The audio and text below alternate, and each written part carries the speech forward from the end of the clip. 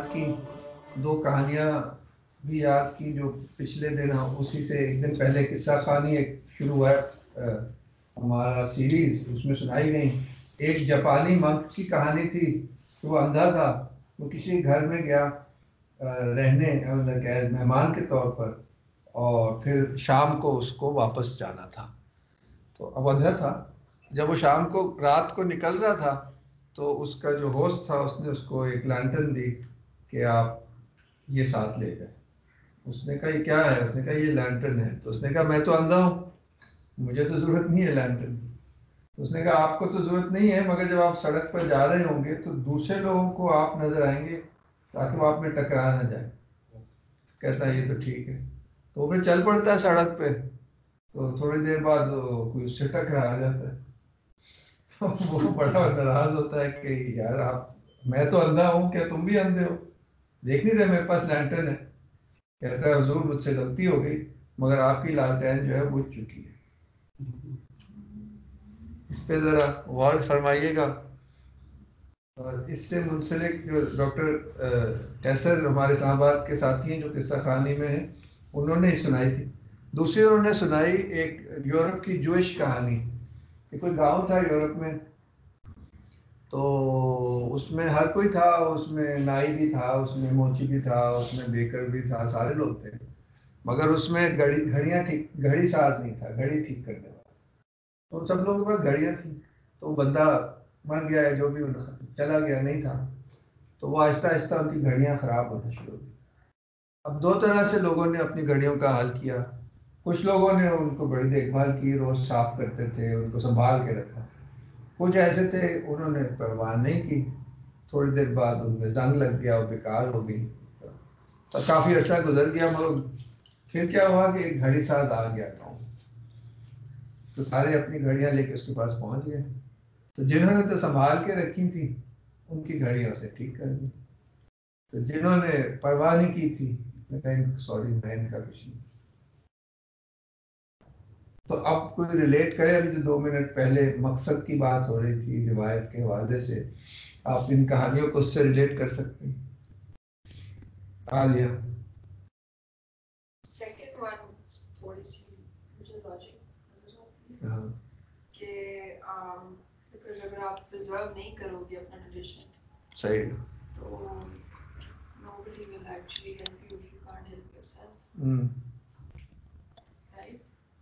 Does that make sense? Yes, I mean that's बिल्कुल one way of looking at it. और एक और भी है, फॉर इंस्टेंस अगर हम अपने बच्चों की बहुत अच्छी तरह खुद देखभाल करते हैं, कोई मेड्स के हवाले नहीं करते, उनकी तरबियत फ़र्क होती है। और जो बच्चे बिल्कुल मेड्स के पास होते हैं वो फ़र्क, उन्हें डिफरेंस पता चल जाता है। तो ये भी एक है इसका इंटरेस्टिंग। जी मौलाना,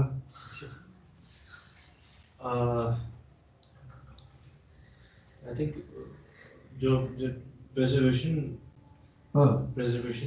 के जो है माने वो दोनों किस्सों में नजर आता है। वो आई थिंक रोशनी की बुझने में भी वो बात नजर आती है और घड़ी के खराब होने में भी बात नजर आती है। तो इस हवाले से यानी कि जो मैंने फरमाया कि प्रिजर्वेशन ऑफ ट्रेडिशन जो बहुत ज़्यादा ज़रूरी है। जिस तरह हम भी पिछले दिनों आप भी गायबन एक बात कर रहे थे, जब आप उस्ताद जी का भी आपने मेंशन करा कि जब सीना पसीना इन ट्रैवल करता है उसी तरह महफूज रहता है जिस तरह घड़ियाँ साफ हैं। लेकिन जब आप उस सिस्टम ऑफ ये भी ट्रेडिशनल सिस्टम है, जब आप उसको ट्रेडिशनल सिस्टम से निकाल देंगे और ज़रूरत के मास प्रोडक्शन के नज़रिए से, तो फिर वो उसको आप ठीक नहीं कर सकेंगे।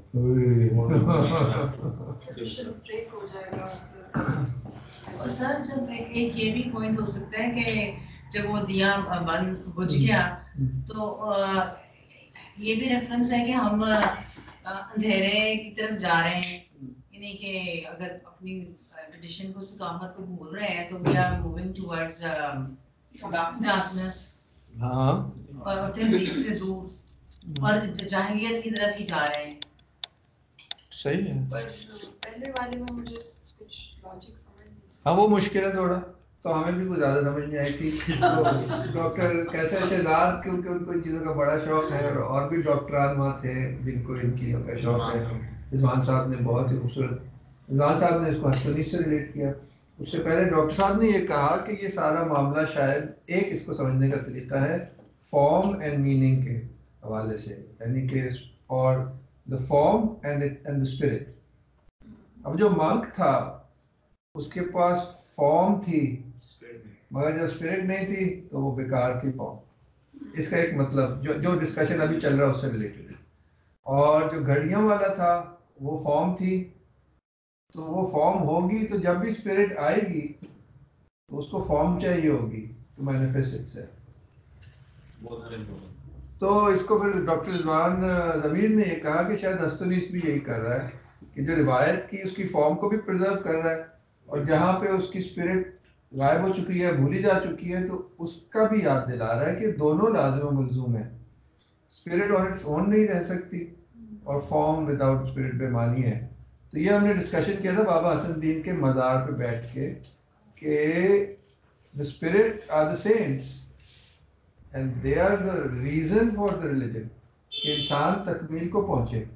जो तकमील को पहुंचेगा यानी कि वो स्पिरिट तक पहुंच जाएगा, और उसके होने से उस फॉर्म का गुमान नहीं है। तो यानी कि वो सेंट आज भी है, यानी कि spirit of Islam is alive even today. और वो बिल्डिंग भी उस फॉर्म को कम से कम लेके चल रही है। वो हमने डिजाइन की, हो सकता है हम इतनी समझ ना हो, मगर शायद उस स्पिरिट के वहाँ होने से उसमें भी लाइट आ जाती है। ये तो खैर एक डायलॉग है, चलता रहता है। तो हैविंग सेड दिस,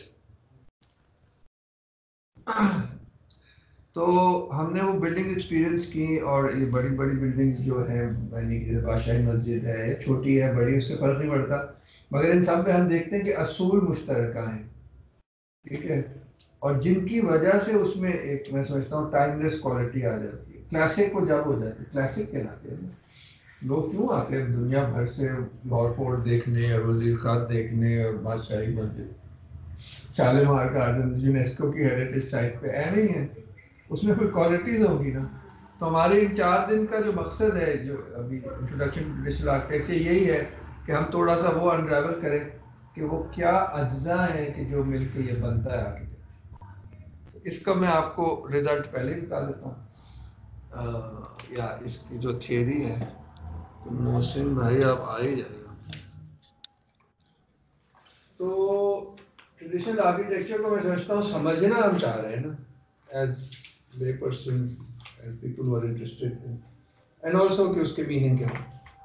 तो मैं समझता हूँ कि ट्रेडिशनल आर्किटेक्चर को आप लैंग्वेज के इस्तारे के जरिए समझेंगे तो बड़ा फायदा रहेगा।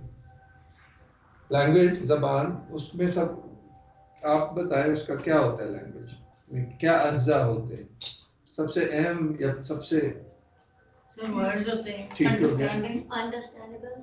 वाह वाह, आप लोग तो बहुत एडवांस हो गए। ये तो जाहिर है स्पिरिट तक पहुंचे कि लैंग्वेज का मकसद क्या होता है। आपने मेरी का बात जो है ना कमाल पूरी कर दी। इज एक्सप्रेशन ना ऑफ मीनिंग। ये तो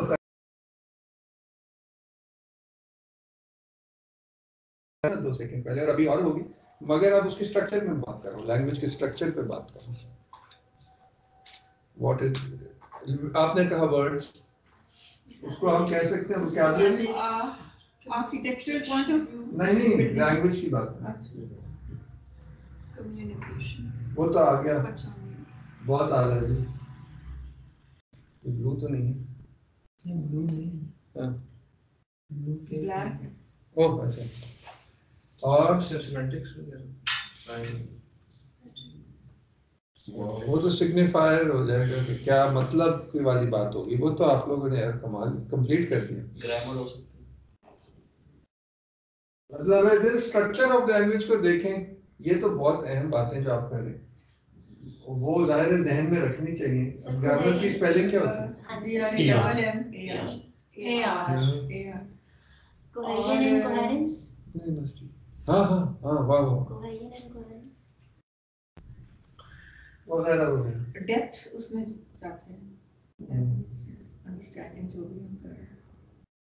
अरे ये दो मैं समझता हूँ ये अभी हम अगर इधर रुके तो ये है कि इस आर्किटेक्चर की भी एक ग्रामर है जो आज हम देखेंगे और जो साइट पे थोड़ी सी समझाने की कोशिश की थी। डायलेक्ट भी हो सकता है जैसे पंजाबी। ये मैं वो तो एक इस्तारा इस्तेमाल कर रहा हूँ ना, ये सब चीजें फिर आ ही जाती है जाहिर है। आर्ट्स में भी वो आपने पता पंजाबी आर्ट्स में क्योंकि आप थोड़ा सा देख जी फॉन्ट तो मैं बता रहा हूँ ना, मैं ये कह रहा हूँ कि नॉर्मली यहाँ वोकैबुलरी से मेरी मुराद है आर्चेस, डोम्स, फॉर्म्स है ना, ज्योमेट्रिक पैटर्न, जालियां हैं, जो सारा पिलर्स हैं, कैलीग्राफी है वगैरह वगैरह। और वो जो है नहीं तो बात है ना जो यूज होता है टाइल मोज़ेक जो कुछ भी है वो वोकैबुलरी है ना, मगर जो अमूमन लोग मिस कर देते हैं कि 4 आर्चे लगाने से इस्लामिक आर्किटेक्चर नहीं होता, उसके पीछे उसकी ग्रामर है जो इस सबसे ज़्यादा ज़रूरी है। यहाँ तक कि आप एक भी आर्च ना लगाएं तो आप इस्लामिक आर्किटेक्चर बना सकते हैं अगर उसकी ग्रामर ठीक हो। रेशियो एंड बैलेंस ये अभी नहीं आया, आने वाला। अब बात ही नहीं सुन, मैं ग्रामर की बात कर रहा हूँ। ग्रामर हो गया, अब आर्किटेक्चर। अब ग्रामर क्या होता है वो बता रहा हूँ। ग्रामर होता है एक प्लान फॉर्म है जो इस पे आज लेक्चर है, वो जो हमने साइट पे थोड़ी सी बात की थी उसकी तकरीबन ये शक्ल होती है। दाएं अंगा हम यहाँ से एंटर हुए थे, याद है, एक जो लंबा सा बरामदा था, साइडों पे वो डोम वाले चेम्बर्स थे जिसमें वो फ्रेस्को हुआ था, बीच में उनकी कब्र थी जो बड़ा डोम था, याद आया जी। वो इस ग्रामर पर ही था।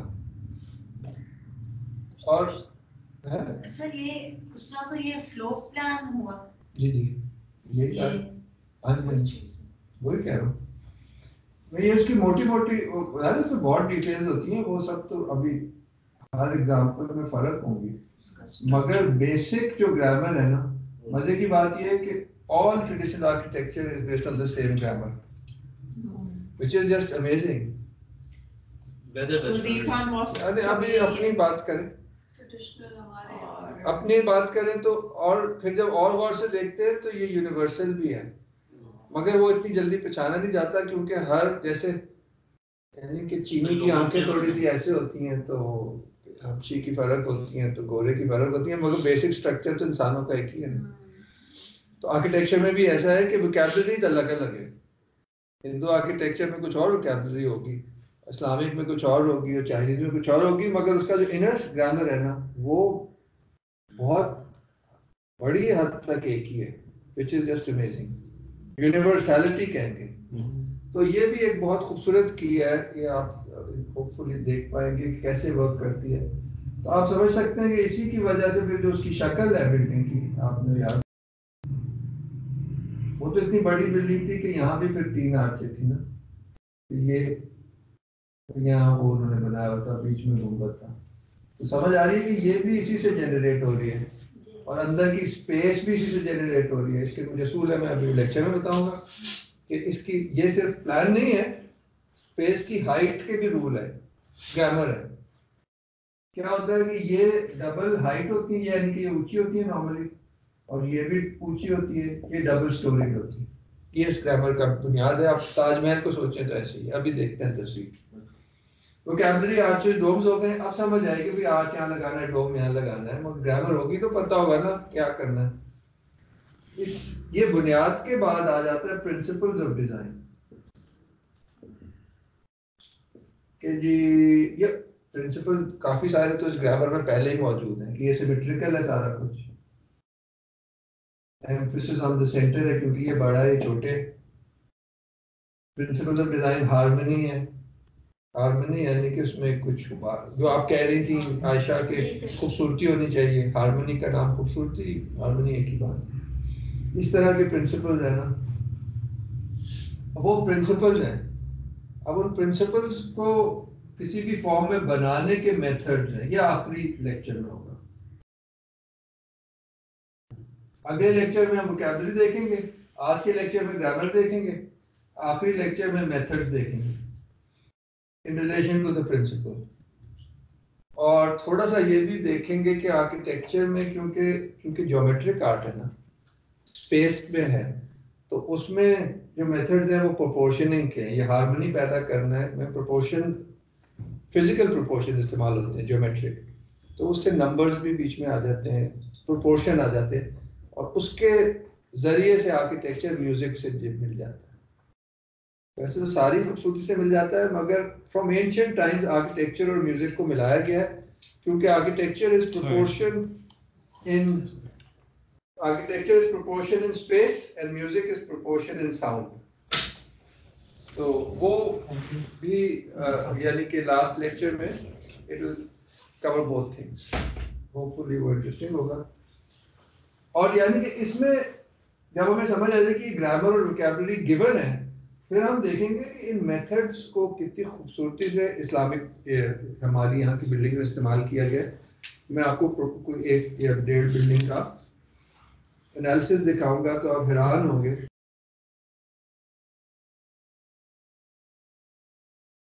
फैसिनेट होते हैं कि इसमें कुछ है, पता चलता है कि बहुत ही खूबसूरत पूरा सिस्टम है जो कि समझने काफी ऑब्वियस ही है, तो हम इंटुइट कर सकते हैं बिल्डिंग्स को देख के कि इसमें बड़ा कुछ तनासुब है। जब हम शालीमार भी गए थे तो हमें महसूस हुआ था। तो ये जितने देर आप लोग नबील को ये बस सब समझाएं, मैं 5 मिनट नमाज पढ़ रहा हूँ, फिर अब मैं आपको दिखाता हूँ ये ग्रामर। अब जो आज का लेक्चर है वो ये कि ग्रामर क्यों है और इस ग्रामर का मतलब क्या है, ठीक है। कॉस्मोलॉजी है ना,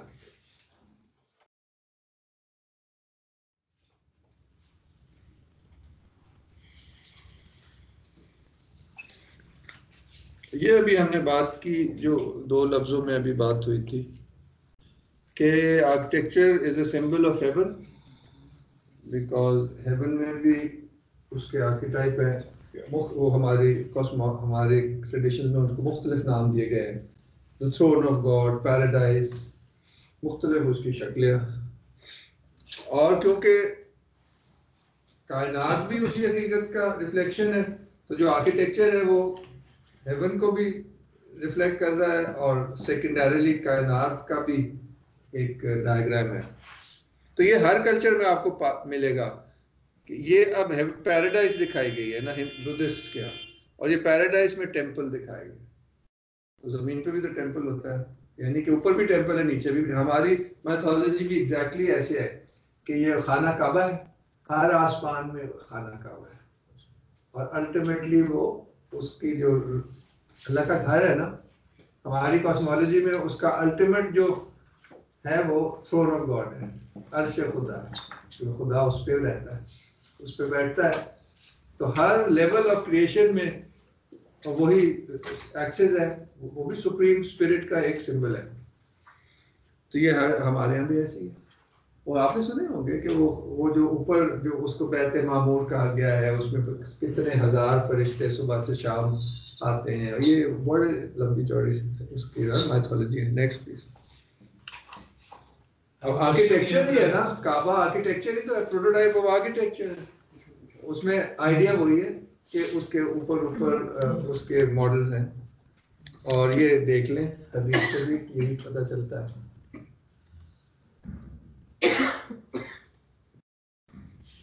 That the prophet saw an immense dome in heaven, जब मेराज पे गए थे, made of white pearl and supported by 4 corner pillars.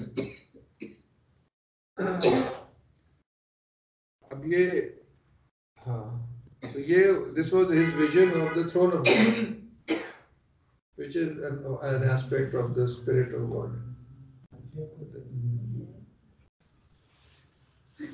और आपको पता ही है, आप जिनको कि उस जो थ्रोन ऑफ गॉड है उसमें से जन्नत की 4 नहरें निकल रही थी।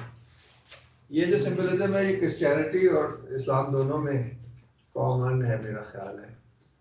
या उसमें तो खैर स्ट्रीट्स का लिखा है बाइबल में कि वो स्ट्रीट्स हैं, मतलब है वही कि गार्डन में उस अल्लाह ताला होगा ना, जन्नत में अल्लाह ताला होंगे, ये पॉइंट है। तो the profit obviously saw all of that. Once again building 4 pillars, dome, building ही होगी, और इसको देख के वही ये डिस्क्रिप्शन याद आ रहा है। So next please. अब दो एग्जांपल्स आपको दिखाता हूँ। अब ये एंशिएंट डिस्क्रिप्शन है of the paradise of Vishnu in the Hindu tradition. इसका लंबा चौड़ा डिस्क्रिप्शन है, एक मैंने छोटा सा उसमें से लिया। Behold the temple of gems standing on the white island. Its hall is made of precious stone. It is built of pure crystal. इसको आप गौर से देखें तो इसके 12 दरवाजे और बीच में ट्री ऑफ लाइफ है। आपको दिलचस्पी हो तो 2-3 और इसकी सिफात पढ़ दो किताब में से। अब जो ये स्लाइड क्यों दिखा रहा हूँ, अगली हम स्लाइड देखेंगे एक medieval Christian vision of the heavenly Jerusalem, यानी कि पैराडाइज को या आखिरी टाइम पे जो परफेक्शन की स्टेट है उसको गार्डन के तौर पर भी ट्रेडिशंस ने कहा है और बिल्डिंग या शहर के तौर पर भी कहा है। तो जूडाइक ट्रेडिशन में वो या क्रिश्चियन ट्रेडिशन में वो हेवनली जेरूसलम भी कहा जाता है, जो फाइनल परफेक्शन है। जब ये सब खत्म हो जाएगा तो जब कायनात परफेक्शन में होगी तो हेवनली जेरूसलम आएगा। तो the divine city, it's a symbol for paradise. मैं अब आपको 2-3 इसकी हाँ कहने के जा रहा हूँ कि ये जो ड्राइंग है ये अभी हम देखेंगे तो वो यही ड्राइंग है जो कि क्रिश्चियन ने बनाई हुई। तो जब ये टाइटस बर्खार्ट ने अपनी किताब लिखी उसमें चार्ल्स कैथेड्रल में, उसमें वो उन्होंने क्रिश्चियन मैन्युस्क्रिप्ट में से बताया कि ये आर्किटेक्चर के पीछे ये सिंबलिज्म है। तो इंडिया से किसी ने उनको ये भेजा, एक बड़ी जबरदस्त स्कॉलर है एलिस बोनर जो हिंदू ट्रेडिशन पे काम करती हैं, कि ये देखें आप ड्राइंग, ये तो वही है जो आपने छापी, ये वो जो है वो 11th सेंचुरी मैन्युस्क्रिप्ट की है, अभी हम देखेंगे। तो इन्होंने फिर आर्टिकल लिखा है इसी बात पे कि दोनों में डिस्क्रिप्शन भी मिलते जुलते हैं। क्या किस पर है, सॉरी किस पे लिखा है? ये जो बात कर रहा हूँ ये उधर से लिया हूँ, चलो ये देखो मैं इधर से लिया, छोटा सा आर्टिकल है, इस कोइंसिडेंस पे ही है।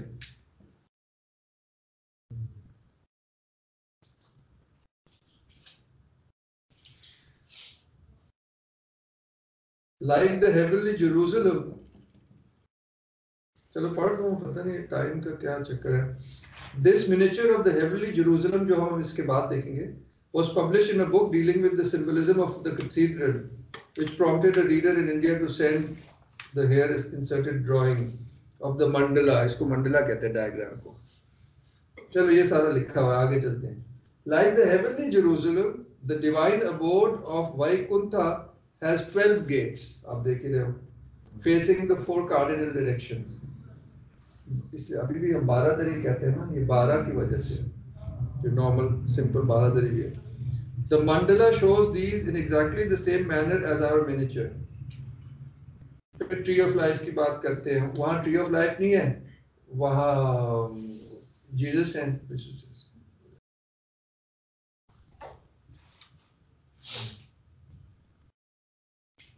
In the midst of the street of it and on, ये अब क्रिश्चियन वाले में क्या है, मगर ये जहाँ जो क्रिश्चियन इससे पैरेलल एक और अकाउंट है एपोकलिप्स का, उसमें मगर हेवनली जेरूसलम में ट्री ऑफ लाइफ दिखाया गया है, मिनिएचर में नहीं बनाया। In the midst of the street of it and on either side of the river was there the tree of life, which bore 12 manner of fruits and yielded her fruit every month। बाकी बस फिर उसमें उन्होंने आगे बाकी तो बताया कि इसके ये कैसे ये 4x4 है, ये कितने, ये 12x12 हैं, ये सारे सोलर नंबर्स हैं जो कि रिलेटेड है to the movement of the sun. और वो काफ़ी, ये आप आर्टिकल में शेयर भी कर सकता हूँ, आप पढ़ लीजिएगा, मगर अब मैं सिर्फ उसकी कोटेशंस पढ़ रहा हूँ विच describe the 2 cities।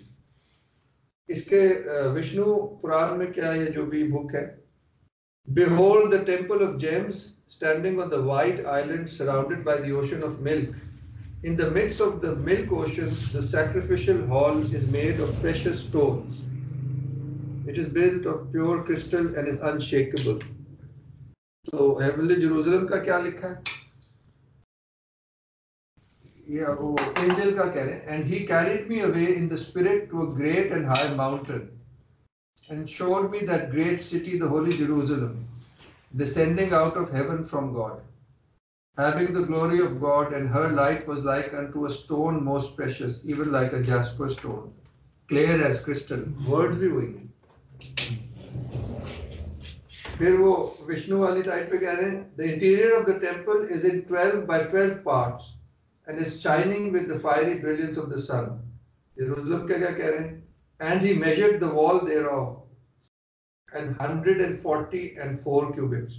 144 cubits is 12 by 12.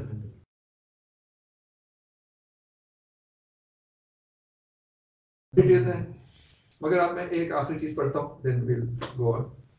ये विष्णु की पैराडाइज में कह रहे हैं, डेथलेस, ब्लिस, अमर्त, आनंद, ग्रोथ और इंक्रीज, हैप्पीनेस, प्रोस्पेरिटी, इस तरह की सब चीजें लिखी हैं. Fortune, these are the 12 guardians of the portals. These Pratiharinis who are guarding the portals are all very young and beautiful. उधर भी इस तरह है कि जो इन्होंने ना स्टोन्स के नाम लिखे हैं कि ये सारे रूबीज और ये जो सारा कुछ जो है, मीनिंग टू से कि इसमें लाइट है, ये सिंबल्स हैं, और ये इटर्नल एस्पेक्ट है. जो प्रेशियस स्टोन्स होते हैं उसमें इटर्निटी का एस्पेक्ट होता है, क्योंकि स्टोन्स होते हैं. आखिर में पढ़ ले इसको सोल की कॉस्मोलॉजी से भी उस तरह से पढ़ा जा सकता है. बिल्कुल.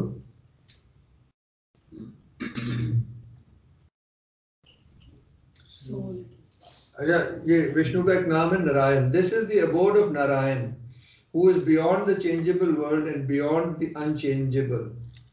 आई worship this Purushottam atma, who in all the three worlds is the most difficult to approach. वगैरह वगैरह. यानी कि अब हम इसके आगे चलिए, थोड़ा सा आइडिया देना था, ये आप खुद पढ़ेंगे. मिरर ऑफ द इंटेलेक्ट, ये वो है जो इसके पैरेलल में है ना, जिसकी बात हो रही थी. देखा आपने, इसमें ये 12 अपोस्टल्स दिखाए गए, फिर ये प्रेशियस स्टोन्स है, ये सारे सबका सिंबलिज्म है. ये जास्पर, एमेथिस्ट, ये वो रूबी, ये जो भी हायसिंथ रेड होता है, ये रहा. और ये सिंबल ऑफ क्राइस्ट है. एंजल है, मेजर कर रहा है. गौर से देखिए तो ये प्रोपोर्शन भी बड़ा मायने रखता है. तख्तपाई में भी हमने इसी तरह का देखा था, वो जो स्टैचूज उन्होंने निकाल के म्यूजियम में डाले थे, वही थे ये तीन स्टाइल. बहुत कुछ चीजें मिलती जुलती हैं.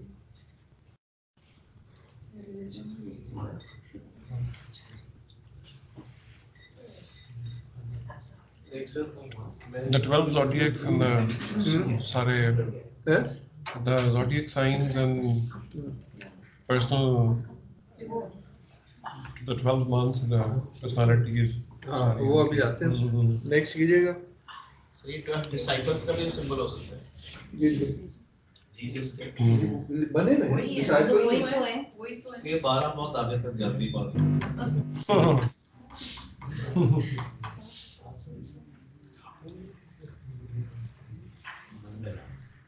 मतलब ये यूनिवर्सल सिंबल है ना, इसलिए तो 12 डिसाइपल्स थे, 12 ट्राइब्स थे, 12 इमाम है. ये हर ट्रेडिशन में 12 एक कंप्लीशन का निशानी है, इसलिए महीने भी 12 हैं, साल भी 12. आप देख रहे हैं, ये हम 54 साल 12 है, उसमें इंसान पूरा पलट जाता है, बदल जाता है. साल 12 महीने पे मुश्तमिल है ना. सर्दी बिल्कुल आती है. बड़ी चीजें हैं. The archetypal form of this plan is a central dome around. ये जो मैंने शुरू में ग्रामर आपको दिखाई थी, ये वो है. ये बनती ऐसे 2 स्क्वायर्स के रोटेट होने से, और ये इसका मतलब सिंपलेस्ट जो है, इसके नाम 2 सेकंड. ये मैं चाह रहा था आपसे बनवाता, मगर लग रहा है टाइम का होगा मसला. हाथ से वैसे ही बना देता हूँ. सर फुट है ये जी असल में बात ये भी दिखा देते हैं. नहीं फिर मसला हो जाएगा, रहने तो बात क्या करें. ये इसके हाँ, इसके इसको नहीं करना,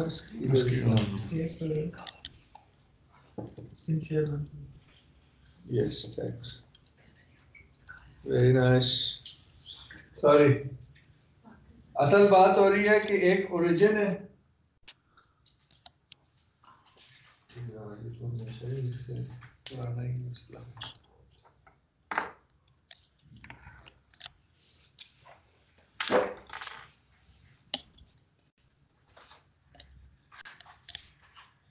ये सर्कल है, ठीक है ना। सॉरी भाई, हमारे यहाँ तो ये बहुत ही पुराने हो गए सारे।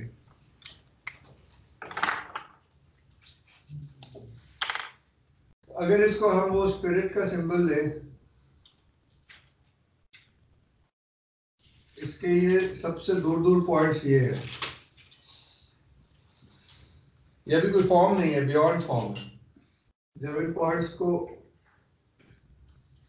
मिलाते हैं तो स्क्वायर बनता है। ये अर्थ है, वो हेवन है, तो हेवन की जो बेसिक क्वालिटीज है वो तो रिफ्लेक्ट होंगी, मगर ज़ाहिर है ये अब मैनिफेस्टेशन में हो उसमें। दूसरा ये कि ये डायनामिक है और जो जो क्रिएशन है उसमें वैसे डुअलिटी पाई जाती है, उतार चढ़ाव की, इसीलिए तो ड्यूरेशन हो जाती है, चेंज की दुनिया है। तो दूसरा स्क्वायर बनता है। बेसिकली ये प्रिंसिपल्स हमारे सामने आ जाते हैं। ये समझ रहे आप, इसे कटिंग पॉइंट्स में करो। इस प्रिंसिपल इस सारे डायग्राम को एम्बॉडी करता है, ये जो अभी जो इमेज दिखाई थी, ठीक है।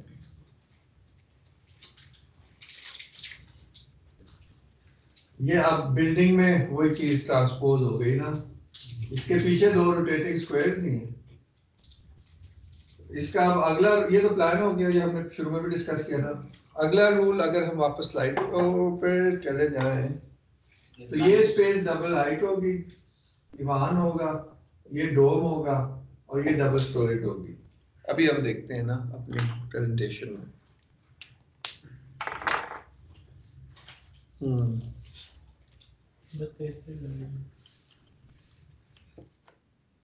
तेज नहीं आ जाएगा ये देखिए, ये सेंटर जो है डबल हाइट है, साइड है डबल स्टोरेज है।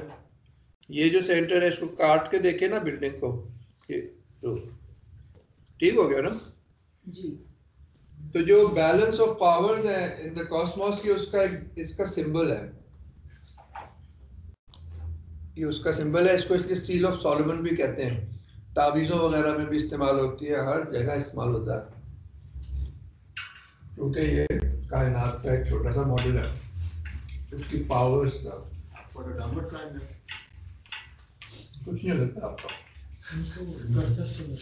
सील ऑफ सोलोमन वो तो बुक में वो था, अपवर्ड और डाउनवर्ड। हाँ वही दो ये मकसद है कि वो भी उसका कहने का तरीका कि बैलेंस ऑफ कॉम्प्लीमेंट्री फोर्सेस, यिन और यांग कह लो, और फिर उनके इंटरेक्शन से फिर 4 से 8, 8 से 12, वो तो फिर एक्सपेंशन होती रहेगी, मगर प्रिंसिपल अनचेंजिंग रहेगा ना।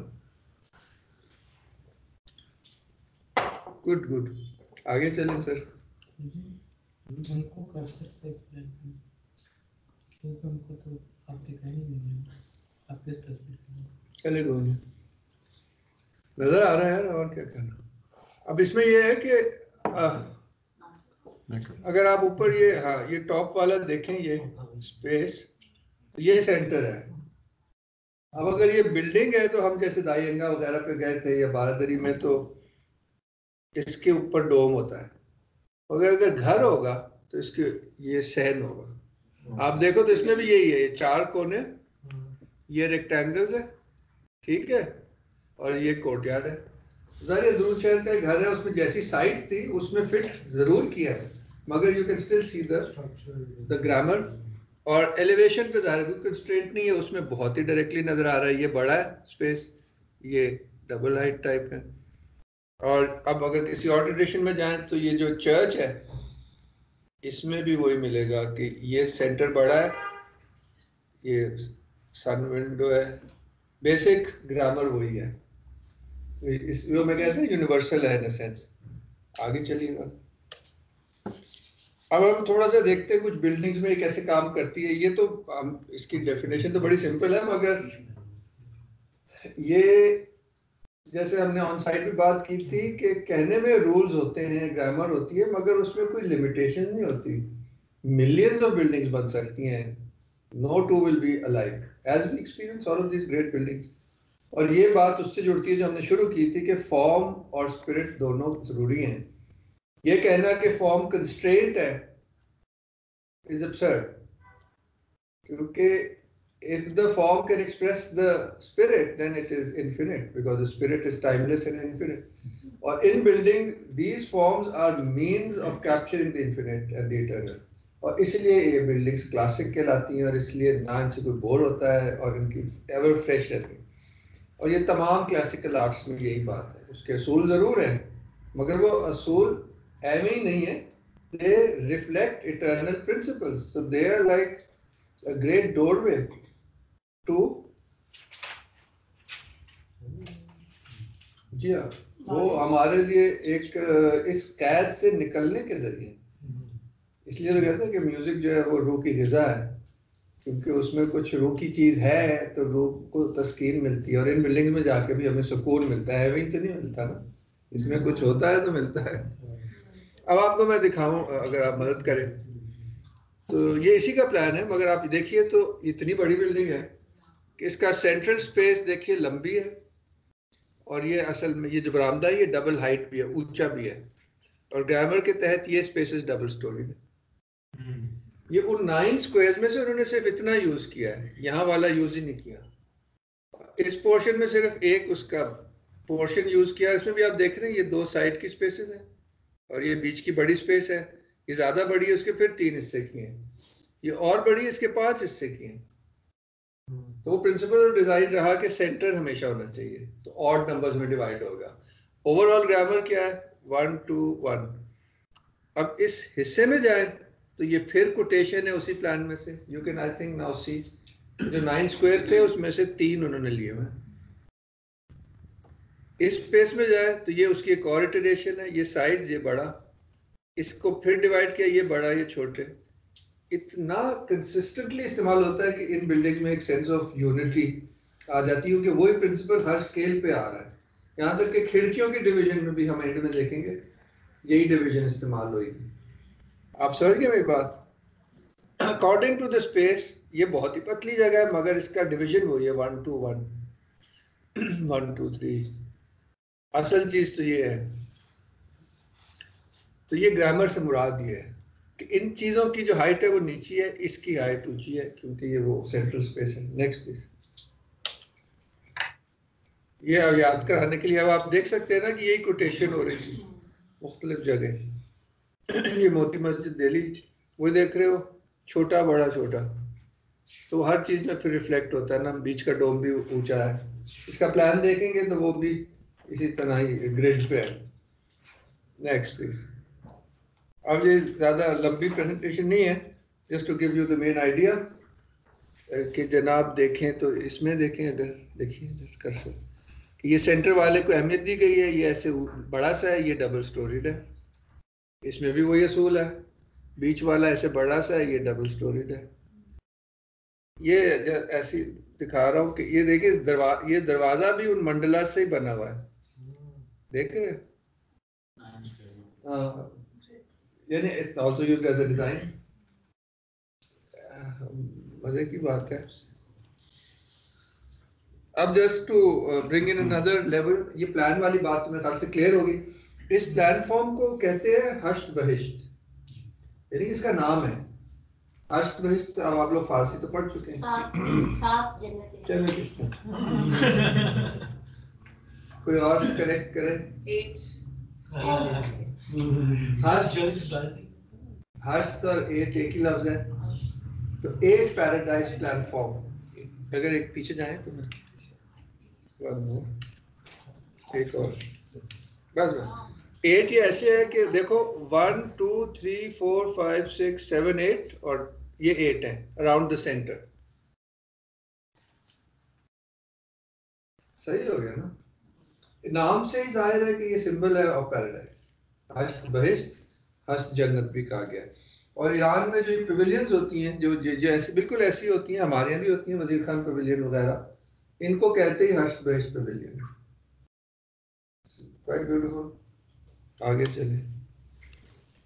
अब हम इसके देखिए, आपको पता ही है स्पिरिचुअल साइकिक फिजिकल, हाँ कॉस्मोलॉजी में ये हमने अभी एक तो बड़ा कॉम्प्लेक्स डिवीजन पढ़ा ना, 12 वाला और सारा कुछ। एक सिंपलर जो डिवीजन है वो है स्पिरिचुअल साइकिक एंड फिजिकल। वो भी आर्किटेक्चर में ग्रामरी का एक डिटेल में जाने तो ये भी मौजूद है। आगे चलिए। अब ये हजरत बहाउद्दीन ज़करिया का मज़ार है, इसके सबसे ऊपर गुंबद है, फिर ये ऑक्टेगन है, फिर क्यूब है। तो ये कॉस्मोलॉजी को बहुत खूबसूरती से बयान कर रहा है। अभी हमने बात की स्क्वायर या क्यूब इस दुनिया का सिंबल है, जो ये स्पिरिट का सिंबल है, और ये इन बिटवीन का सिंबल है। और ये कि अल्लाह ताला का थ्रोन भी कहते हैं ना, 8 ने उठाया हुआ है कुरान शरीफ में असल। वो वंस अगेन देखो 8 का सिंबल आ गया कुरान में, डायरेक्टली लिखा हुआ है कि 8 इज, कुरान ने थ्रोन को ही कहा है, अर्श खुदा को कहा है कि 8 will bear the throne on that day. Asher के रोज जब थ्रोन नीचे आएगा तो उसको 8 ने उठाया होगा। तो लोग कहते हैं 8 एंजल्स ने उठाया होगा।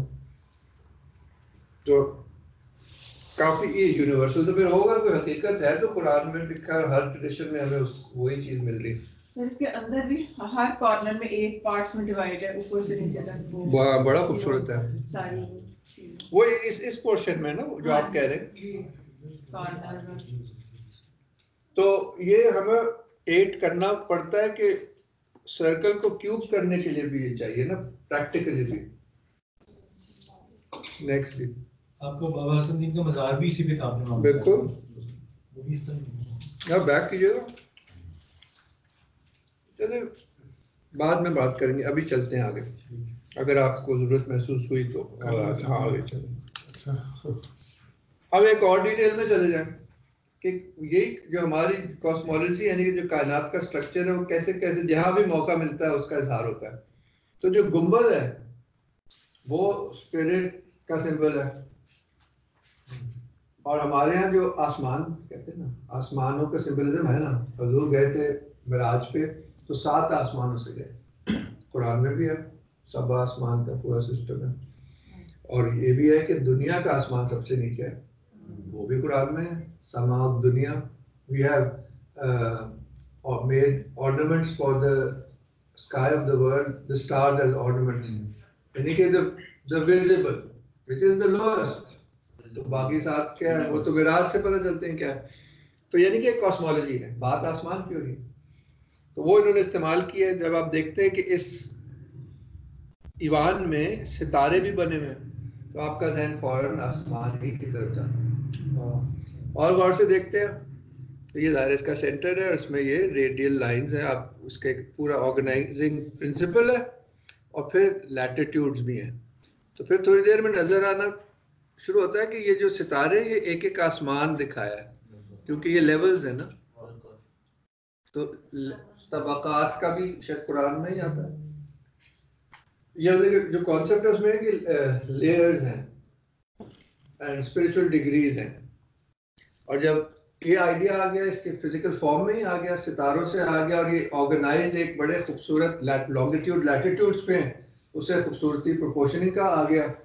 और जब और गौर से देखें तो इन सितारों में नाम लिखे हुए हैं। सबसे ऊपर वाले में अल्लाह लिखा हुआ है, अगले वाले में अहमद अबुल कासिम जो कि हुजूर की कुनियत है, उसके बाद अबू बकर, उसके बाद उमर, यहाँ कोने में उस्मान भी है, और फिर नीचे वाले में ये हज़रत अली, और यहाँ हुसैन लिखे।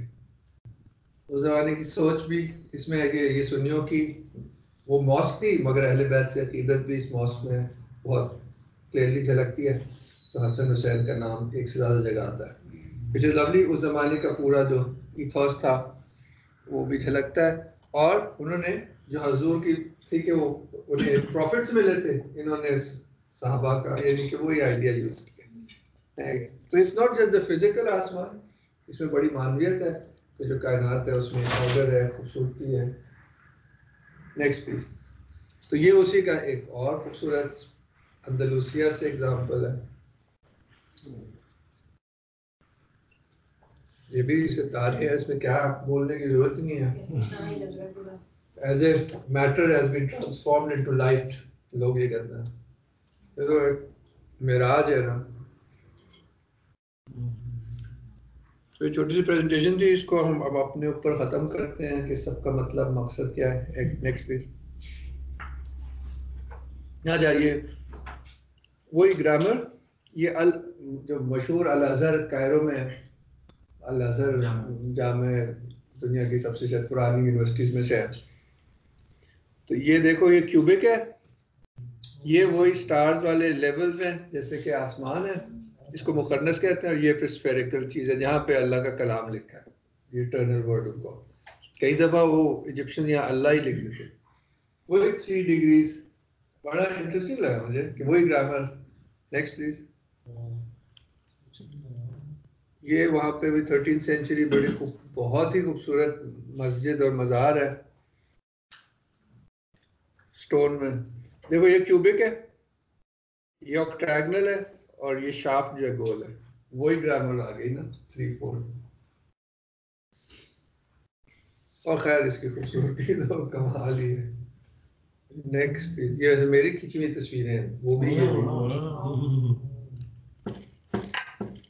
ये just to wind up summarise, क्या बातें हुई थी आप खुद पढ़ सकते हैं कि ये क्यों ऐसे, क्योंकि कायनात है ही अल्लाह ताला ने बनाया ही इसलिए कि हम उसको देख सकें। देखो ना, I was a hidden treasure and I love to be known, so I created the world so as to become known। सारी बात ही खत्म हो गई। Next please. तो ये थोड़ा वैसे एक तरह से देखें, ये सबसे पहले आनी चाहिए थी, थोड़ी सी गिचमिच हो गई है, मगर कॉस्मोलॉजी से मुराद यही है कि जो भी स्पिरिट में है वो सारा कुछ कायनात में है, अगर हम उस नज़र से देखें। आप देख सकते हो 7, ये दुनिया को बीच में का माना जाता है, फिर 7 प्लैनेट्स के सर्कल्स हैं, फिर 12 ज़ोडिएकल साइंस हैं, फिर 28 स्टेशंस ऑफ द मून है, और फिर ये 8 एंजल्स हैं। मीनिंग टू से कि इससे आगे भी है चक्कर। और वो अगर टाइम हुआ, आपका इंटरेस्ट हुआ, तो हम देखेंगे कि फिर ये जो 12 है, हम पहले ज्योमेट्री में भी कर चुके हैं। जो 12 ऑफ द सन है, सन एक्टिव है तो 3 मल्टीप्लाइड बाय 4 है, और जो मून है वो पैसिव है, वो 3 + 4 है। दोनों का आर्किटाइप 3 और 4 है। वो भी हम एक डायग्राम के थ्रू जैसे अगर टाइम हुआ तो देख लेंगे कि खैर वो तो फिर, या मैं आपसे शेयर कर दूंगा एक टेक्स्ट जो इसको एक्सप्लेन करता है बहुत खूबसूरती से। Next please.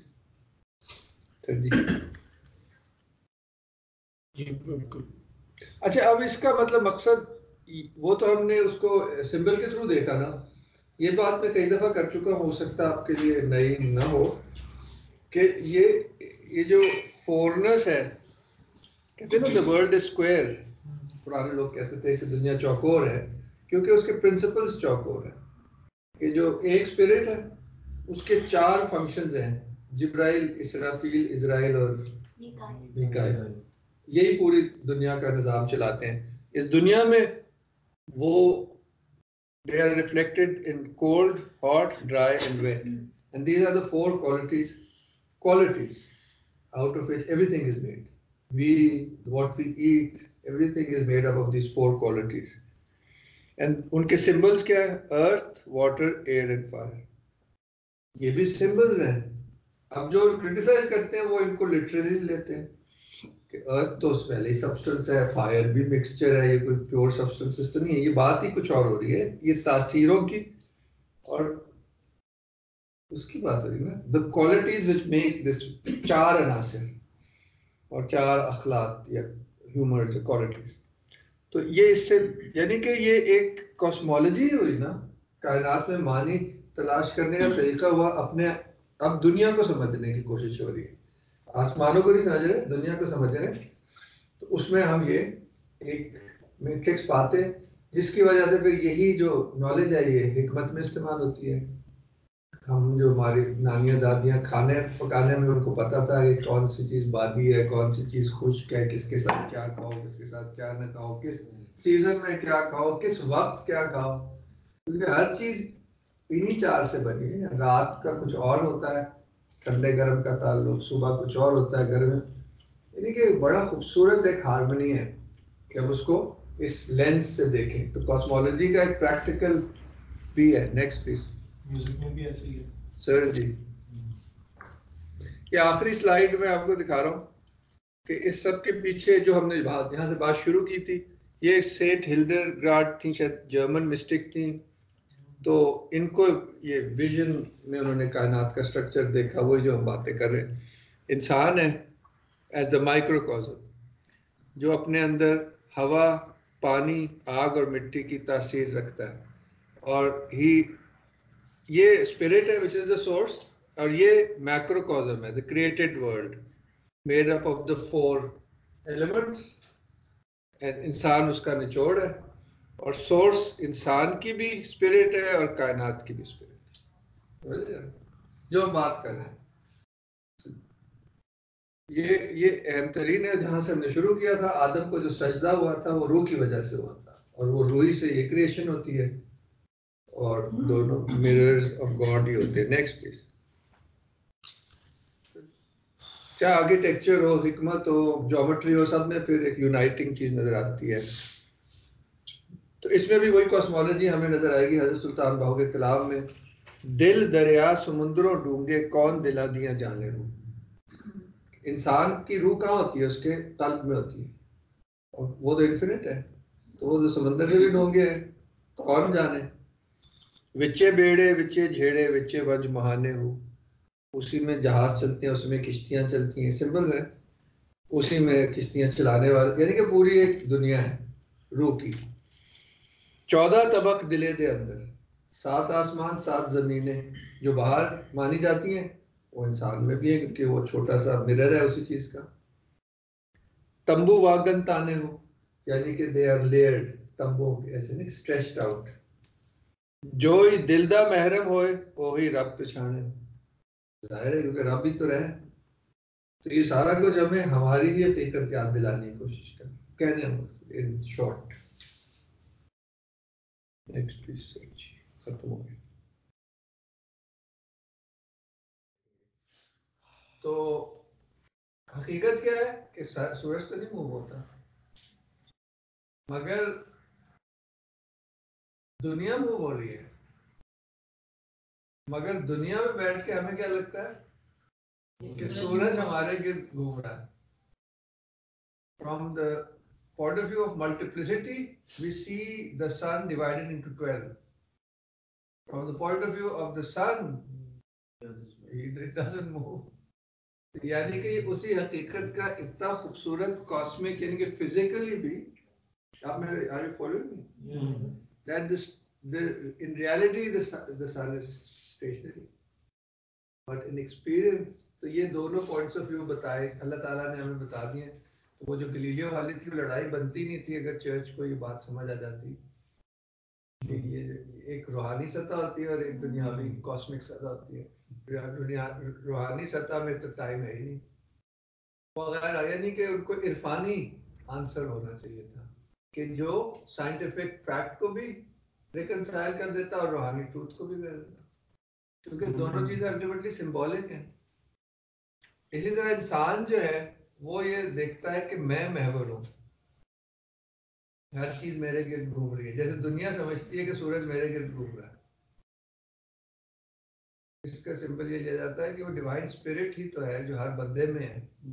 वो स्पिरिट के गिर्द असल में सब कुछ घूमता है, तो उसके रिफ्लेक्शन को भी ये लगना लाजमी है कि उसको लगे कि मेरे गिर्द सब कुछ घूमता है। आप पॉइंट हो जाए ना, क्योंकि वो उसका सिंबल है, तो इस दुनिया में ये लगता है कि सारा कुछ इसके गिर्द घूम रहा है। कितना मतलब अजीब व गरीब वैसे ये बात है कि in the realm of multiplicity, क्योंकि जो एक्सटीरियराइज्ड मैनिफेस्टेशन है वो एतबार वो है ही मल्टीपल।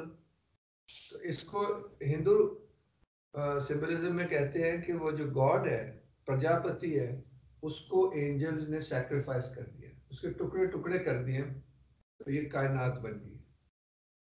ये हाईली सिंबॉलिक लैंग्वेज है।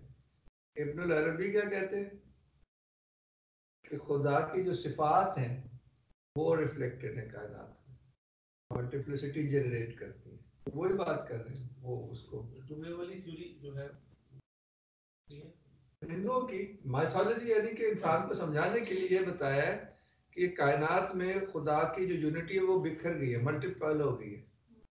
तो जो वो अपना इबादत का वो जो बनाते हैं, तो सारा उनकी इबादत होती है, उसमें वो उस यूनिटी को दोबारा जोड़ते हैं। उसके वही 360 ब्रिक्स होती हैं, वही यानी कि जो यूनिटी है ना, जो बिखर गई है, उसको एक, और आर्किटेक्चर भी यही करता है कि वो जो 12 असूल है जो बिखर गए हैं, वो एक जगह एज ए टाइम जो है ना, वो इटर्निटी का एक सिंबल बन जाता है। जो के समझ रहे ना, जो सीक्वेंशियली होता है वो एक लम्हे में आपके सामने खड़ा, पूरी कायनात आपके सामने खड़ी, जैसे कि वसन में भी है, बिखरी हुई थोड़ी है, वो तो एक इबादत। तो ये सारे जो सिंबल्स इन्होंने डिस्कस किए, हेवनली जेरूसलम ये वगैरह, ये उसी हकीकत की तरफ इशारा कर रहे हैं कि वो एक असल जो है वो है जो यहाँ पे इस पर्दे पे प्लेटो ने कहा है ना, time is the moving image of eternity. हकीकत तो इटर्निटी है। अब जब वक्त में इटर्निटी अपना इजहार करती है तो वक्त हो जाता है, मगर हमें एक्सपीरियंस क्या होता है, नाउ। हकीकत में नाउ ही है। तो even in time we experience उसका रिफ्लेक्शन। ना हमें फ्यूचर का कुछ एक्सपीरियंस कर सकते हैं, the past, that's also beautiful. चलो ये तो मल्टीपल हो सकते हैं इसके एग्जांपल्स। आखिर में मैं आपको नंबर्स का कुछ करना 33 क्या सिंबल है सर जी? बड़ी है, मैं अब आपको ये आर्टिकल ही शेयर कर सकता हूँ, इतना मुझे याद तो नहीं है, ये इसमें लिखा है सारा कुछ कि how it relates to architecture. ये तो 33 जो है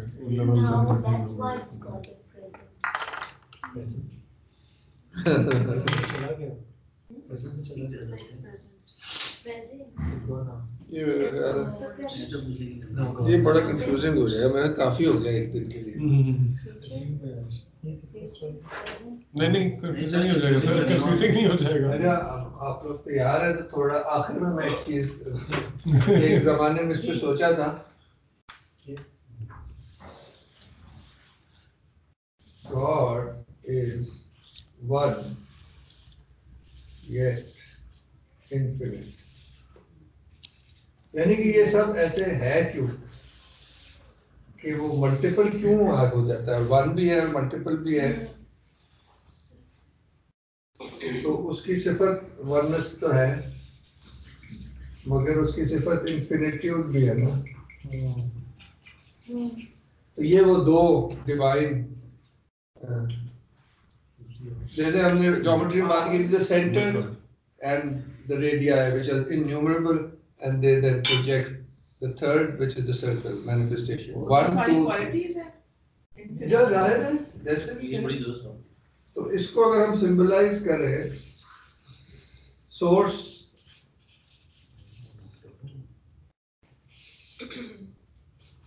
ये मेरे पास एक मार्कर है, अगर आप क्योंकि ये तो दूसरा वाला है,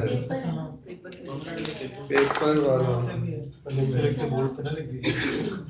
देखिए जी, निजामी देंगे तो जरा बरकत पड़ जाएगी। तो ये समझो वन, इसको हम कहेंगे पैसिव। अगर आप वो याद करें कि जो centre of the circle passive है,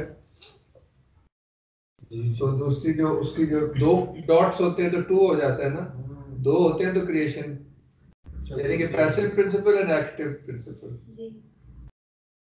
तो ये फिर हो जाएगा एक्टिव प्रिंसिपल। ये आप लोगों ने ज्यादातर ने तो वो क्लास नहीं ली, जो मंडे हमारा स्टडी सर्कल चल रहा है, उसमें एसेंस एंड सब्सटेंस या पुरुष एंड प्रकृति की बात हो रही थी, the essence and वो छोड़ दो। तो ये प्रिंसिपल है कि ये उधर ये बात हो रही थी कि कायनात के दो प्रिंसिपल्स हैं, दो पोल्स हैं, तो ये वही है, passive and active, yin and yang। तो 1 से फिर नेक्स्ट आता है 3। अब कायनात में ये प्रिंसिपल है ना लेवल। अगला लेवल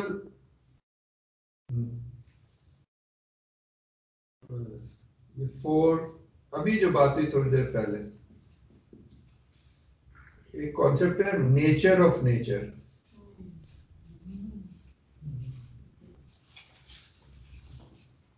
प्रिंसिपल यानी कि जो भी कायनात होता है इसका एक प्रिंसिपल लेवल भी होना जरूरी होता है। नेचर ऑफ नेचर कहा गया है, तो ये उल्टा कर दिया है, ये एक्टिव हो जाएगा कायनात में, यानी कि क्रिएटेड स्पिरिट एक्टिव होगी, जो नेचर ऑफ नेचर है वो पैसिव है। वो 3 और 4 की जो बात हुई थी कि ये सोल ऑफ द कॉस्मोस, ये स्पिरिट ऑफ द कॉस्मोस।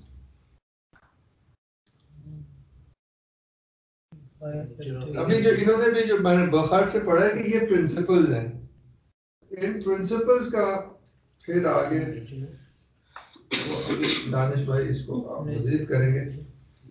एक पॉसिबिलिटी है 3 + 4 की, तो हो गया 7, क्योंकि ये पैसिव और एक्टिव चल रहा है ना आगे। ये पैसिव प्लस है, तो ये हो जाएगा 3 × 4, ये हो जाएगा 12। इसको एक्टिव नहीं, ये एक्टिव है नहीं कैसे यार, ऐसे नेचर एज फिनोमेना, यानी कि ये प्रिंसिपल ऑफ नेचर है, ये विद इन नेचर है। इसको हम अब एग्जांपल्स पे एंड करते हैं। मून,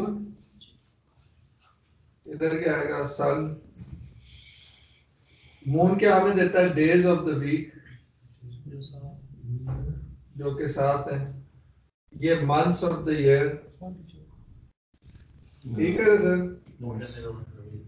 एक और एग्जांपल लेता हूँ कि म्यूजिक में 7 होल स्टेप्स होते हैं, 7 नोट्स होते हैं, आप सबने सुना होगा, मगर 12 टोटल नोट्स होते हैं, क्योंकि 5 जो है ना वो हाफ स्टेप्स भी होते हैं।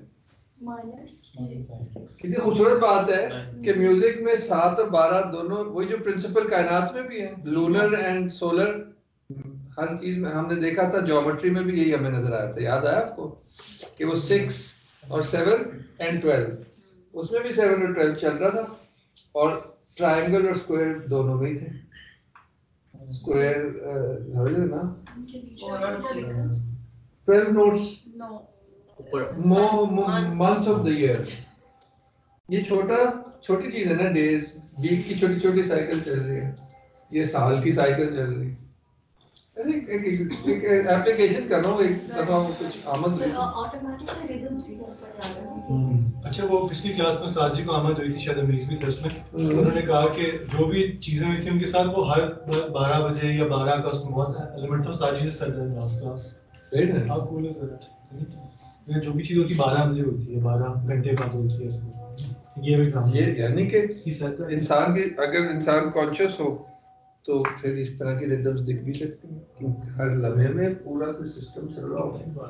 ये मुझे लगा कि शायद इधर टू ट्राई थिंग्स टुगेदर बहुत इलस्ट्रेटिव है सारी दूसरों की यूनिवर्स के बारे में। ये मैंने लंदन शरीफ में दिखाया था जब म्यूजिक और आर्किटेक्चर की टॉक दी थी। हालांकि आपके साथ काफी इस बारे में बात हुई, लेकिन आज बहुत क्लैरिटी में आए। मैं भी इसलिए हर सोचता रहता हूँ मुख्तलिफ तरह से समझने के लिए। ये वही वाली बात है, घड़ियां आपको साफ करते चाहिए मतलब। चले जी, एक दिन के लिए काफी हो गया। ऑनलाइन वाले कुछ तो बताएं कि आप कुछ क्या हुआ नहीं हुआ। नहीं, वो एक बीच में सॉरी इतने लोग हैं माशाल्लाह। हाँ जी, ये मुझे समझ नहीं आई। मरियम, आपको कोई यूजफुल लगा या कोई बात?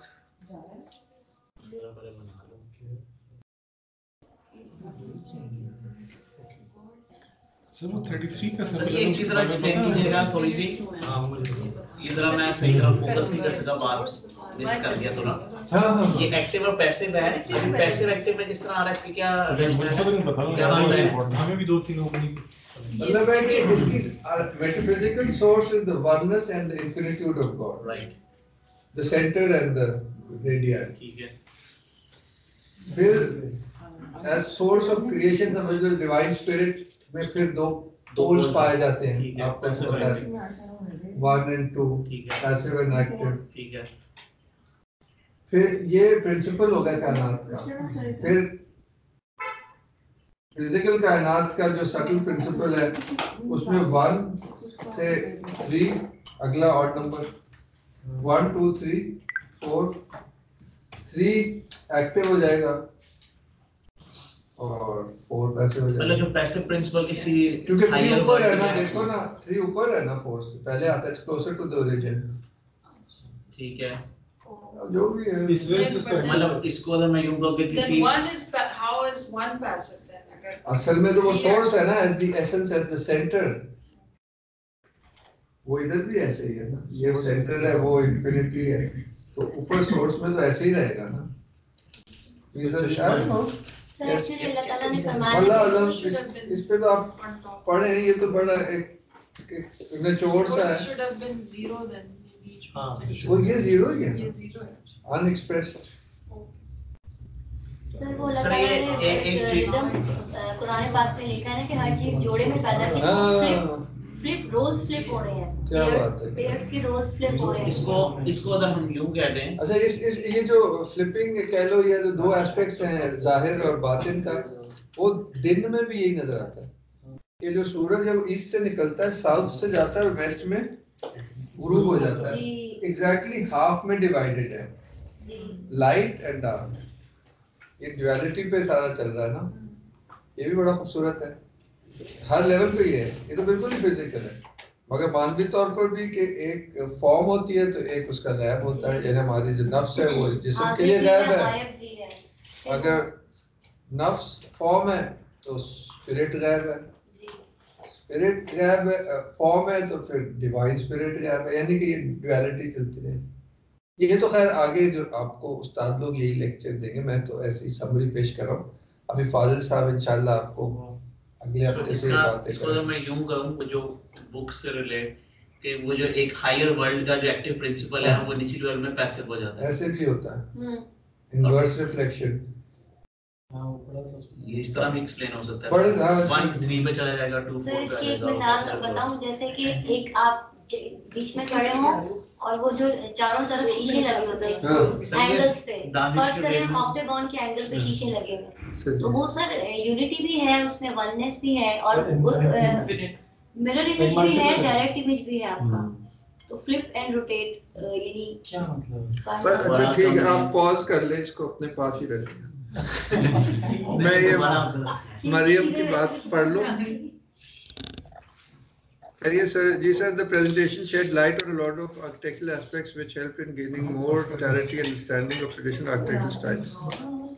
अच्छा आप है ना, reign of quantity and previous geometry class, things have started making sense.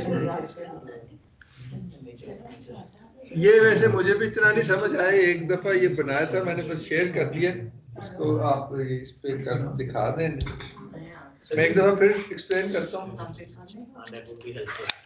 कि डिवाइन इसमें आप कह सकते हो the oneness and infinitude of God.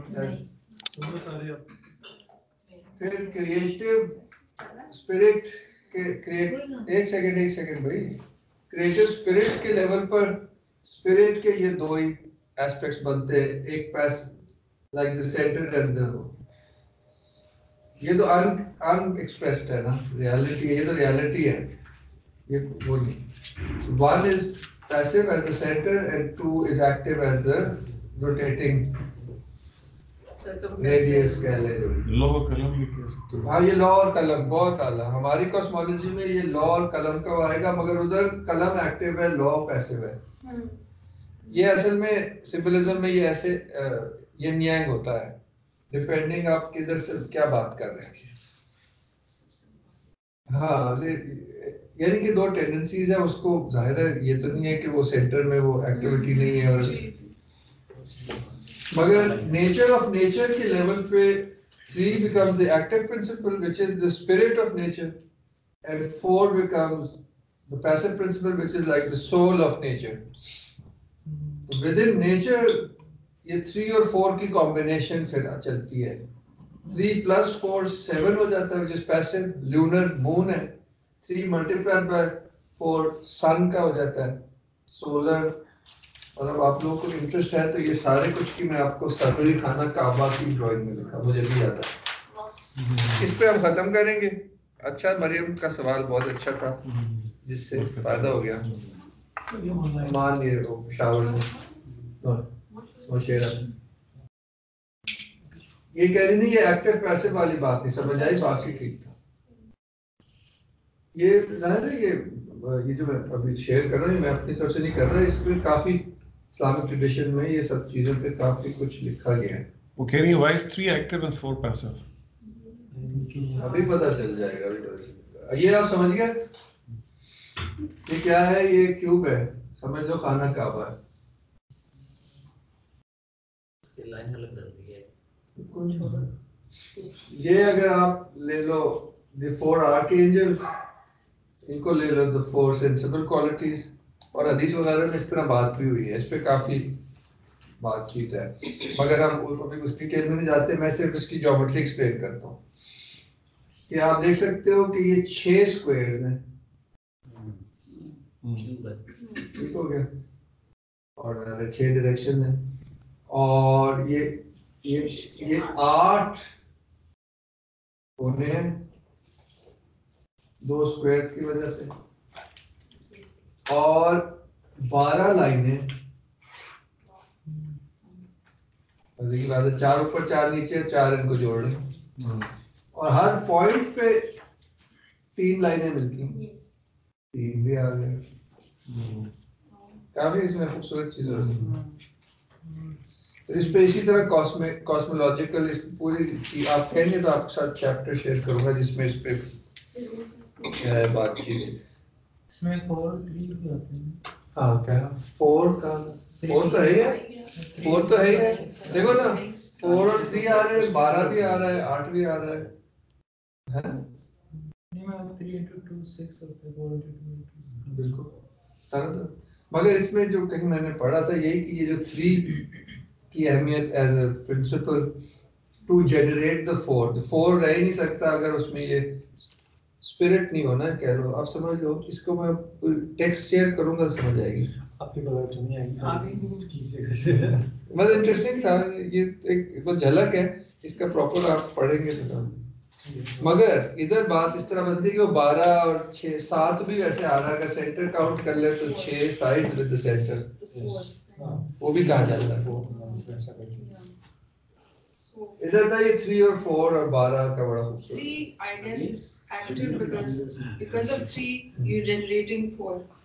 बिल्कुल सर जी, इसका आर्किटेक्चर में भी 3 एक्सिस ऐसे ही कहा गया है कि 3 is for triangle सर जी दसना ये देखो, ये क्यूब होता है ना आर्किटेक्चर में, तो ऊपर गुंबद लगाना होता है, तो यहाँ अमूमन ये ट्रायंगुलर शेप बनाई जाती है, स्क्विंच जिसको कहते हैं।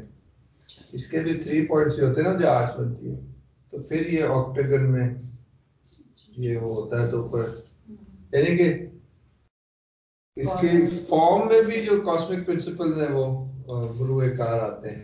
वेनोन ने लिखा है फंडामेंटल सिंबल्स में, बहुत लोगों ने काम किया है इसमें खूबसूरत, उसी की रोशनी में मैं बस थोड़ा थोड़ा जो याद है बता रहा हूँ। और मुख्तलिफ ट्रेडिशन में यही बातें की गई हैं अलग अलग तरह से। और क्या कहूँ आपको, दिल तो बड़ा चाहता है, कभी अगली क्लास में करेंगे बात।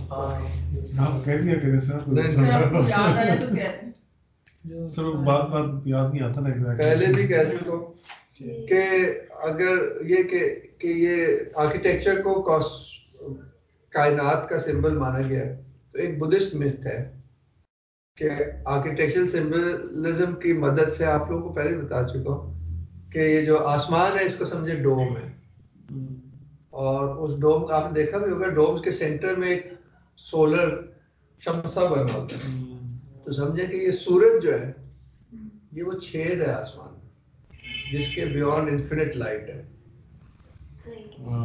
So the Suraj stands for the spirit which generates the cosmos, the spiritual, the psychic and the physical. और जो डोम है वो फिर क्रिएटेड स्पिरिट का सिंबल बन जाता है, उसकी सोर्स वो डिवाइन स्पिरिट है, which is जो लंबी बात है, बड़ी खूबसूरत बात है। ये भी बहुत खूबसूरत इमेजरी मुझे हमेशा बहुत यूजफुल लगी, बहुत रिलेटेड है, बहुत ज्यादा है, मुझे अभी याद है।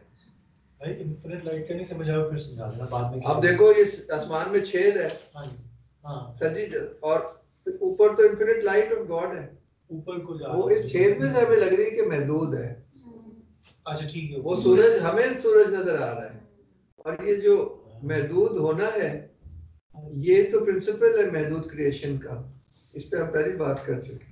बात गहरी से गहरी होती है, गहरी से गहरी है ना, आप पहुंच गए हैं। सर वो एलन फकर में जो उन्होंने फरमाया है, हजरत सुल्तान बाहू रहमतुल्लाह अलैह ने वाहदतुल वजूद और वाहदतुल शहूद, उन्होंने तो मुश्किल है फरमाया, उन्होंने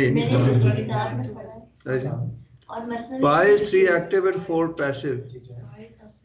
To what date we can trace back Islamic and the cosmology to? जमीन क्या होगी एक्चुअली होल, बड़ी कंप्लीट तो कर देना इस पे बात होगी फिर, आपके अच्छा सवाल है।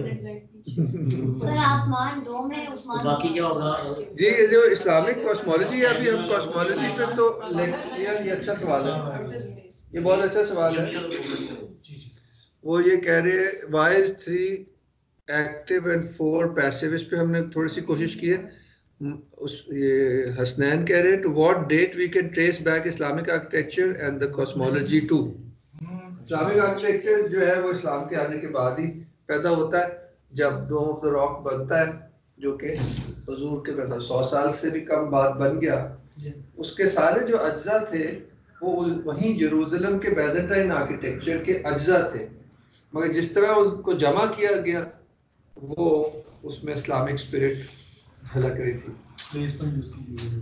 नहीं, सारा जो उसका माहौल, उसका सारा जो it wasn't a Byzantine church, it was something new. So क्योंकि the spirit was yet there was elements from the local, जो आप कह रहे हैं elements तो हमेशा ही, हम लोग भी इंसान ही है ना, हम इंडियन हैं तो क्या मुसलमान नहीं है? हम मुसलमान है ना, तो हिंदुओं से फर्क है because of the spirit of the tradition। हम चाहे खून वही हो, ये बात थोड़ी है, स्पिरिट मेहंदी की रस्म भी वही है। दूसरा इन्होंने कहा कॉस्मोलॉजी कहाँ से आई? कॉस्मोलॉजी जो इस्लामिक और जिन हकायत को वो बयान कर रहे हैं वो तो टाइमलेस है, क्योंकि हकीकत है ही वैसे वो, इसलिए उसके जो अंदर मैसेज है वो इट इज कॉमन, वो यूनिवर्सल है ना। मुख्तलिफ ट्रेडिशन ने फॉर्म्स अलग अलग इस्तेमाल की होंगी, मगर कॉमनैलिटीज भी बहुत ज्यादा है, क्योंकि reality is one. Cosmology is more of a belief that God created the earth and God created the earth in a geometric pattern. नहीं, he created it in harmony. जी, हार्मनी है। ये सारा जो शुरू हुआ था ज्योमेट्री से, the circle and all that, वो तो सिंबल है उस हार्मनी का। असल चीज वो हार्मनी है जो कि फिजिकल नहीं है। वैसे तो केओस नजर आता है, मगर जब हम उसकी रिदम्स को और उसको गौर से देखते हैं तो फिर हमें उसके असूल नजर आने शुरू हो जाते हैं। और ये बात है कि कॉस्मोलॉजी उन्हीं असूलों की खोज का नाम है ना। वो तो हमें दीन फेथ ने कहा कि खुदा ने कायनात बनाई, अब उसके हमने वो ढूंढे ना सबूत, तो वो फिर कुरान ने कहा है कि सूरज और चांद के चढ़ने उतरने और इस पे तफक्कुर करो, गौर करो, सोचने वालों। और ये वो लोग करेंगे जो कि उठते बैठते चलते फिरते अल्लाह को याद रखते हैं, विच मीन्स कि इस पे गौर करना और खुदा को याद करने में कोई मुनासिबत है, या ये कि हम तुम्हें निशानियां दिखाएंगे कायनात में, आफाक में और तुम्हारे अपने नफ्सों में। तो निशानियां क्या? कॉस्मोस को तो कहा कि गौर से देखो, ये उसी का तो नतीजा है। 1400 साल बल्कि हजारों साल से इंसान सोच रहा है।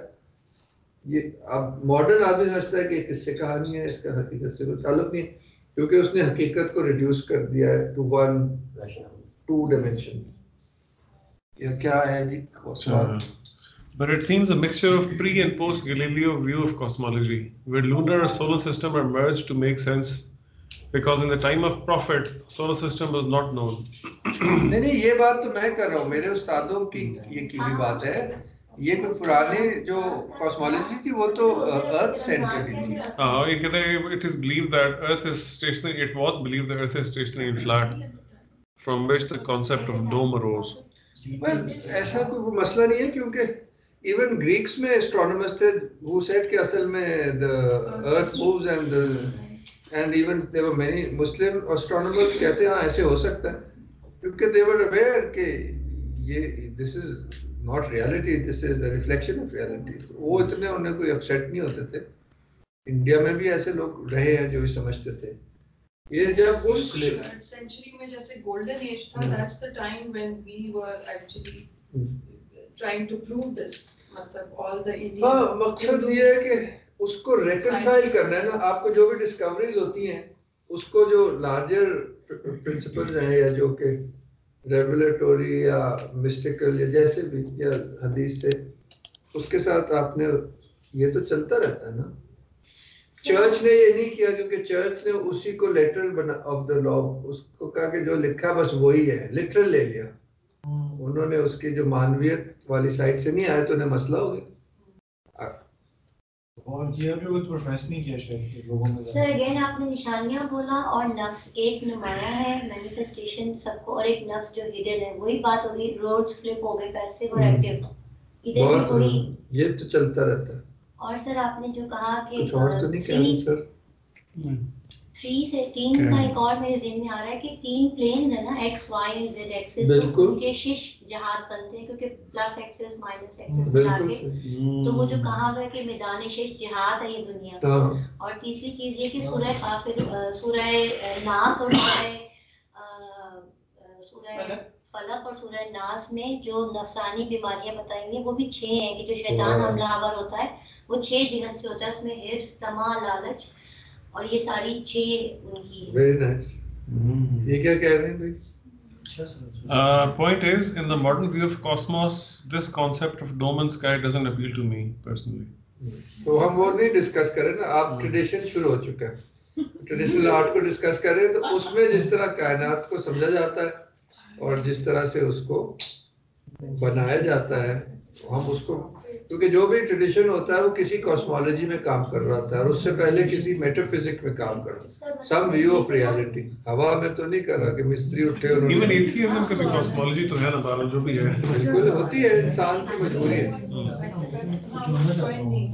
हालांकि that is the word exactly वो डी वर्ड ऑफ कॉस्मोलॉजी है, लेकिन कॉस्मोलॉजी है इवेंचुअली। क्या कह रहे हैं भाई साहब? This makes sense. अच्छा, थैंक यू वेरी मच। अच्छा जनाब, टाइम पूरा हो गया 7:45। Thanks a lot. खुदा हाफिज।